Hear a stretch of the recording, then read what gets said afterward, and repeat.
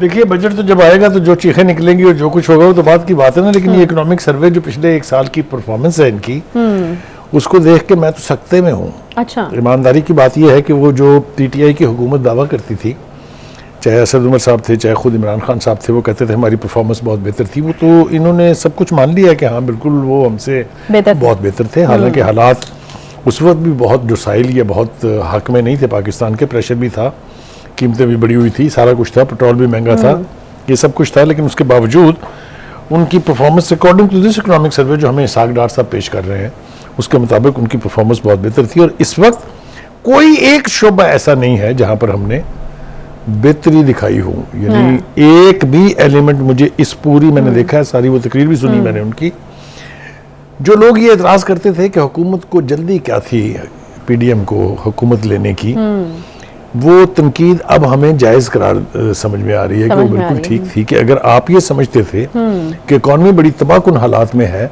तो फिर आपको क्या तकलीफ थी ये चलता हुआ तीर अपने सीने पे लेने की। सही बात। एनीवे, आपने उस वक्त बड़े नारे मारे, किसी ने हमें कहा कि जी मुफ्ता इस्माइल साहब जो है वो इस मर्ज का इलाज है, फिर हमें बताया गया नहीं जी कि इसाक डार साहब है, उनके पास एक मैजिक बैंड है, वो बस छड़ी हिलाएंगे जादू की और सारा कुछ ठीक हो जाएगा। फिर हमने उनका इंतजार करना शुरू कर दिया, फिर वो कुछ अरसे के बाद केस वेस खत्म हुए तो जब उनके लिए राह बनी वो आए, तो शुरू में मैंने देखा कि उनका रवैया जो है वो आईएमएफ की तरफ भी काफ़ी टफ था। अगर आपको याद हो, उन्होंने कहा था कि अगर आईएमएफ हमारी बात ना माने और मुश्किलात हमारी में इजाफा करता रहा तो हम इसको खुदा हाफिज कहेंगे कि जन्नत में जाएं जी, हम खुद ही कर लेंगे। लेकिन अब कुछ पिछले चंद हफ्तों से हम जो उनकी गुफ्तगू सुन रहे हैं उसमें यह है कि जी अगर आईएमएफ का ये मुआहदा नहीं भी होता तो हमें अगला 3 साल के लिए करने के लिए फौरी तौर पे नए प्रोग्राम में जाना पड़ेगा, यानी 9वां चाहे होवे या ना होवे 10वां से जरूर करना है। तो ये है नवीद। इस बार मैं तफसील में जाऊं अगर, तो जिस भी शिक को मैं या जिस भी मद को मैं हाथ लगा रहा हूं उसी में करंट है, उसी में सूरत हाल, जैसा कि आपने कहा कि हम मान रहे हैं कि पिछली हुकूमत के दौरान जो शरह नमू थी वो 6% थी और अब वो माइनस में चली गई है। हम तो पहले गाली देते थे पीटीआई को कि जी वो 5.8 पे छोड़ के गए थे और उन्होंने -1 कर दी, याद है आपको? तो ये क्रिटिसिज्म आपकी परफॉर्मेंस तुमसे बदतर है। तो अब ये क्या बनेगा? This is the blame that keeps changing. ये जो ब्लेम गेम है ना, कप ऑफ ब्लेम, ਤੁਹਾਡਾ ਕਸੂਰ ਸੀ, ਸਾਡਾ ਕਸੂਰ ਸੀ, ਸਾਡਾ ਕਸੂਰ ਸੀ, हो गया, वो 1 साल बहुत हो गया, अब तो नहीं, वो अब इससे ज्यादा होना है। मैं वही कही ना कि अब तो इलेक्शन का साल है, अब जो है वो अब तो कुछ करना ही पड़ेगा, अब ब्लेम गेम से तो गुजारा नहीं होगा। देखिए 2 रास्ते हैं।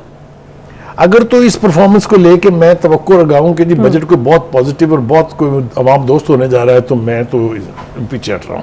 अच्छा, नहीं, तो नहीं कह सकता, पहले हाथ खड़े कर रहे हैं। हाँ, मैं हाथ खड़े कर रहा हूँ इसलिए कि ये मुश्किलात जिनका इजहार वो इकोनॉमिक सर्वे में कर रहे हैं ये हमें इशारा कर रही है कि बजट के लिए तैयार हो जाएं।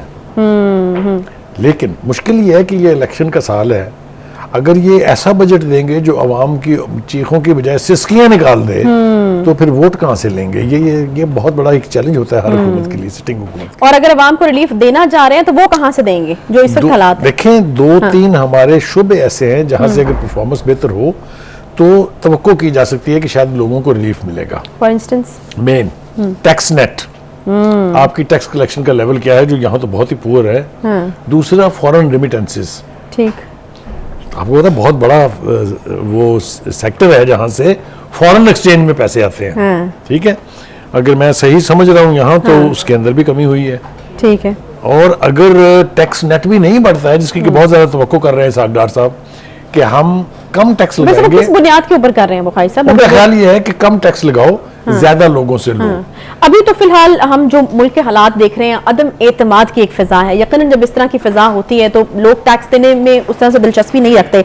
फिर फॉरेन रेमिटेंस की अगर बात की जाए तो यकीनन अब इससे कौन इनकार कर सकता है कि जो है पीटीआई की एक बड़ी फॉलोअर्स बड़ी तादाद में जो है वो बाहर रहते हैं। मुल्क के जो हालात हैं यकीनन आपने कहा कि उसमें भी कमी आई है, तो आसार तो कुछ अच्छे नजर नहीं आ रहे हैं। देखें, आसार तो अच्छे खैर नहीं है, आपने ठीक कहा है, लेकिन इसमें आप सारा ब्लेम हुकूमत पर नहीं डाल सकते। आपको याद है कि चाहे वो खान साहब के यानी पार्टी के स्टॉलवर्ड्स थे या खुद खान साहब थे, ये कहा गया बाहर रहने वाले लोगों को कि आप पैसे ना भेजें, पैसे रोक दें। आईएमएफ को खत लिखा गया इनको कर्जा ना दें। तो नेगेटिविटी तो बहुत थी, उसका भी अपना एक इम्पैक्ट है। So you can't put the whole blame on the government, but government ये बहाना बना के अपनी जिम्मेदारी से ओहदाबरा नहीं हो सकती। हाँ, कि नहीं जी ये हमारे साथ हो गया। कोई सवाल ही पैदा नहीं। आप हुकूमत में, आपने जवाब देना है लोगों को, आपने एक ऐसा बजट देना है जो उनकी मुश्किलात में किसी न किसी तरह से कमी का बायस बने। अगर ना हुआ तो तगड़े हो जाए। जी, वज़ीर खजाना इसहाक डार ने एक बड़ा एतराफ किया है। कौमी इक्तिसादी सर्वे जारी कर दिया।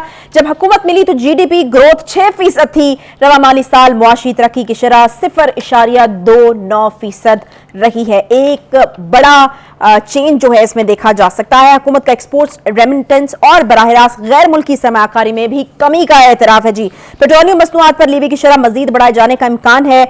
नए बजट में मिनी बजट समेत 100 अरब रुपए से जायद के टैक्सेस आयद करने की भी तजवीज है। IMF की तमाम शराइत पूरी कर दी है। वज़ीर आज़म साहब ये कहते हैं कि मुआहदा ना हुआ तो कमर कस लेंगे। क्या ऑप्शन हैं वज़ीर आज़म के पास, इनको भी डिस्कस करेंगे। और आने वाला बजट जो है वो आवाम के लिए कितना जो है वो कहर ढाएगा और हुकूमत के लिए कितना चैलेंजिंग होगा, इस पर भी होगी बात। एक और अहम खबर है जी, जहांगीर तरीन ने अपनी नई सियासी जमात इस्तेकाम पाकिस्तान पार्टी का बाज़ाब्ता तौर पर ऐलान कर दिया है। काफी बड़ी तादाद में PTI से निकले हुए या छोड़े, जिन्होंने PTI छोड़ी उन लोगों ने इस पार्टी का इंतखाब किया है। फवाद चौधरी एक बड़ा नाम है यकीनन। फवाद चौधरी, आमिर क़यानी, महमूद मौलवी, जयप्रकाश मुराद, राज फिरदौस आशिक अवान, फयाजुल हसन चौहान, नुमान लंगड़ियाल और दीगर जो हैं उन्होंने शमूलियत इख्तियार किया। बहरहाल मुसर्रत जमशेद चीमा साहिबा ने इसकी तरदीद कर दी है। एक डेमोक्रेट्स ग्रुप भी सामने आया था लेकिन उन्होंने उसको खत्म करने का ऐलान जो है किया है रहनुमा हाशिम डोगर साहब ने। वज़ीर आज़म साहब ने बात की है जी, रियासत के खिलाफ संगीन इक़दाम की मनसूबाबंदी के ठोस शवाहिद जो हैं वो मौजूद हैं। मुआवन ख़ुसूसी जो है वज़ीर आज़म के इरफान कादर साहब, उन्होंने भी बात की और बड़ी अहम बातें उनकी तरफ से की गई हैं। शाह महमूद कुरैशी और इमरान खान की मुलाकात की अंदरूनी कहानी भी सामने, कल मीडिया ने काफ़ी कोशिश की बात की जाए शाह महमूद कुरैशी से और कुछ जो है वो सुनने को मिले, लेकिन बहरहाल बहुत सारी चीज़ें जो है वो आपकी बॉडी लैंग्वेज, आपके एक्सप्रेशंस बता देते हैं। काफ़ी कहा जा रहा है कि फ्रेश मूड में शाह महमूद कुरैशी साहब अंदर तशरीफ ले गए थे, लेकिन जब वापस आए तो चेहरे पर तनाव के जो है वो असरात थे और अब तक मुसलसल शाह महमूद कुरैशी साहब का टेलीफोन जो है वो बंद जा रहा है।